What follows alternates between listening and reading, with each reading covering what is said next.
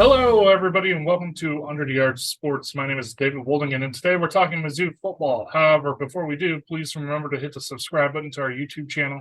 Check out our Facebook, Instagram, and Twitter pages. Now, we're going to continue along our preview series for the 2023 season for Mizzou. Today, I'm going to be talking about our safeties and defensive back or cornerbacks, whatever you want to call them. Players on the team. This is one of the strong points of our defense coming into the season, mainly because we only lost two players over the summer in a transfer season, if you will. And we're really returning around 96% of our production. To get us kicked off, though, let's talk about our coverage grade, which is one of the things I think is very important for a secondary coverage grade or PFF coverage grade, whatever you want to call it, is basically the performance ratings of the players from last season on how well they covered throughout the season. Mizzou scored an 81.8, which is 6th overall in the SEC.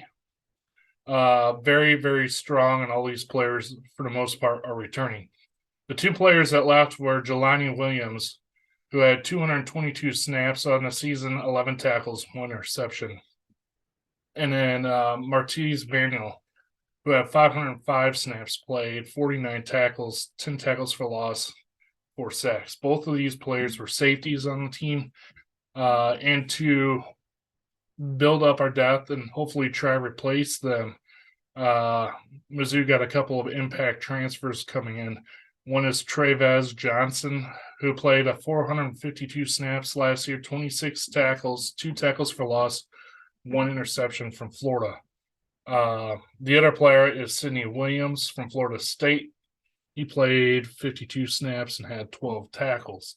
I expect Trevez Johnson to come in, play immediately, take one of the starting safety spots, or just as a depth piece in general, fill in and do what needs to be done. Sidney Williams is more of a backup depth piece coming in, who will hopefully make a good impact as a second string player coming in to relieve some of the other guys on the defense if need be, or if they just need another guy out there in the star position or something like that.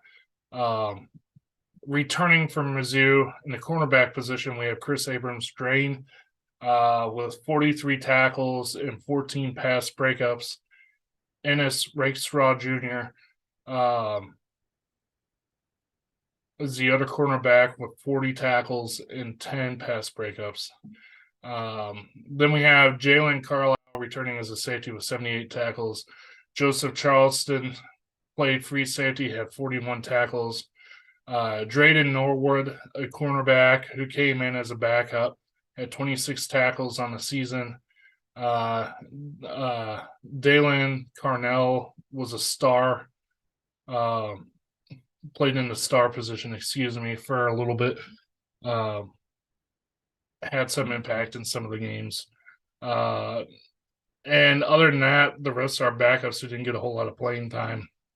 And Drayden is probably the player on the second string that had the most playing time out of everybody, covering Chris Abrams or Ennis whenever one of them needed a breather or got dinged up a little bit. He came in and replaced them and did a solid job. The big thing here is 96% of the production on the secondary is back. They're shaping up to be a really, really strong unit defensively. And one of the things Mizzou can really do to help this pass defense flourish is with our defensive tackles getting pressure on a quarterback and forcing the ball out of the hands. Every second the quarterback has out there is one more second the wide receiver has a chance to break away, and it makes it that much harder for coverage as a defensive back. So in order for this secondary to really flourish, even though they're already stout and really, really good right now, Mizzou needs the front four, front five, whatever they have on the line, to make an impact on the quarterback and force these throws so they don't have to cover as long. The other thing Mizzou could really do to benefit this past defense is offensively get some sustained longer drives. Last year, we all know it was a bit of a struggle.